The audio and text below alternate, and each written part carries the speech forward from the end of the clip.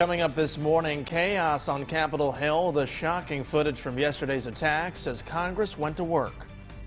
Also, local lawmakers are reacting to yesterday's events in Washington, D.C. We'll show you how they're now responding. WMBD This Morning starts now. Good morning, Central Illinois. It is Thursday, January 7th. A very difficult morning for a lot of the American people, for our Central Illinois viewers, as we're waking up to all of this footage of chaos erupting at the U.S. Capitol yesterday. Absolutely. Very difficult to watch yesterday, and we wanted to kind of take a different tone this morning with you all, so we're going to get right into our morning headlines. First this morning, according to CBS News, some of President Trump's own cabinet members have been whispering about whether to move forward with formal proceedings to invoke the 25th Amendment and remove him from office days before his term ends. Well, the president could delay the process to run out the clock past January 20th. It's a serious part of the fallout from yesterday's attack on the U.S. Capitol by his supporters. CBS's Natalie Brand is on Capitol Hill with what happened. Joseph R. Biden, Jr. of the state of Delaware has received 306 votes. In the early hours of Thursday morning, the joint session of Congress affirmed President-elect Joe Biden and Vice President-elect Kamala Harris's Electoral College win after defeating objections to Arizona and Pennsylvania's votes. The noes have it. It came hours after Trump supporters stormed the U.S. Capitol building, some making it as far as Speaker Nancy Pelosi's office. Others reached the Senate floor. Capitol Police drew their guns as people tried to enter the House. 4 people died during the chaos, 3 from medical emergencies. 1 woman was shot and killed.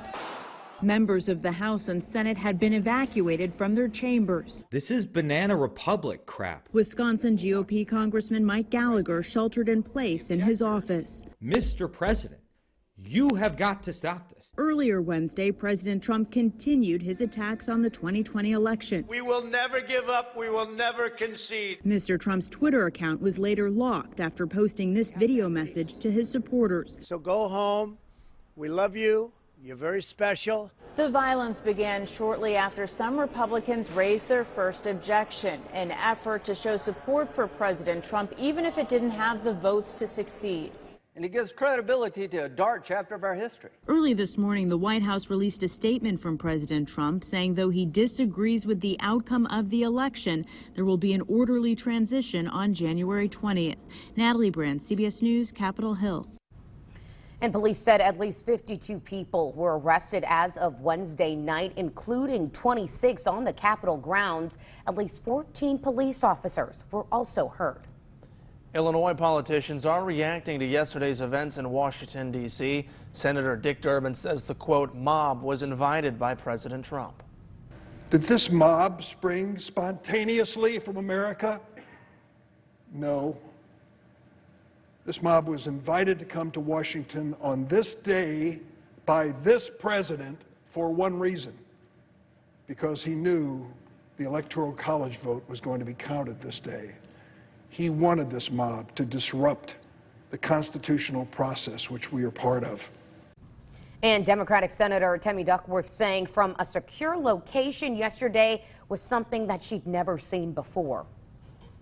I spent my entire adult life defending our Constitution from all enemies, foreign and domestic. It never, ever occurred to me in a million years that that domestic threat would occur on the steps of the U.S. Capitol after being incited by the President of the United States.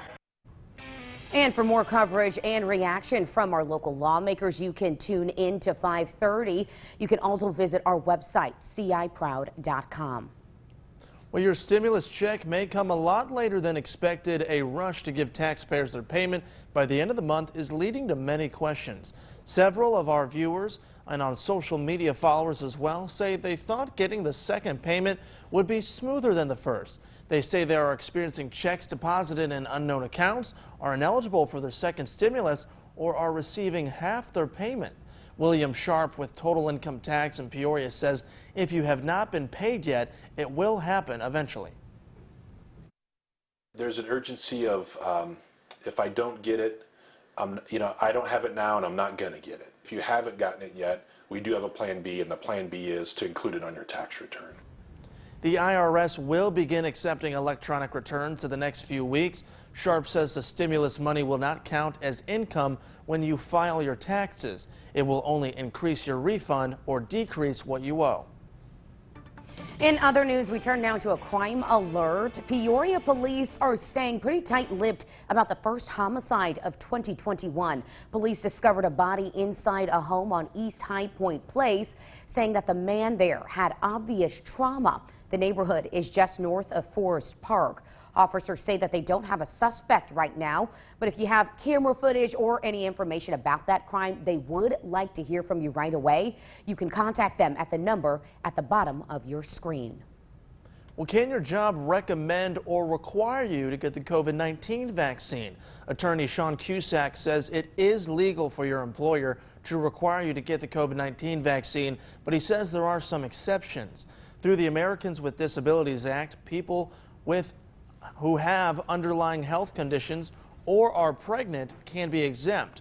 He also says some people may have religious beliefs that do not include vaccination.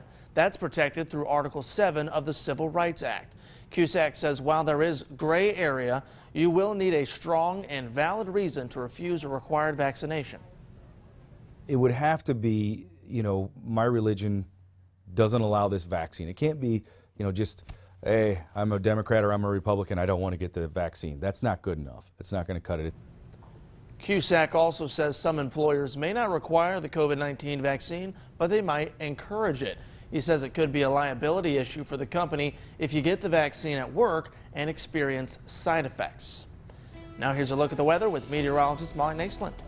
Well, good morning, everyone. 27 in Peoria on our American Pest Control camera. We are off to another cloudy start. However, not quite as foggy as what we were at yesterday, which I have given us a green light on our commute today with a little bit of a catch. If you do encounter some of that patchy fog, make sure you slow down just a little bit and make sure you're only using your low beam headlights. Shelby? All right, thank you, Molly. The time is now 5:08.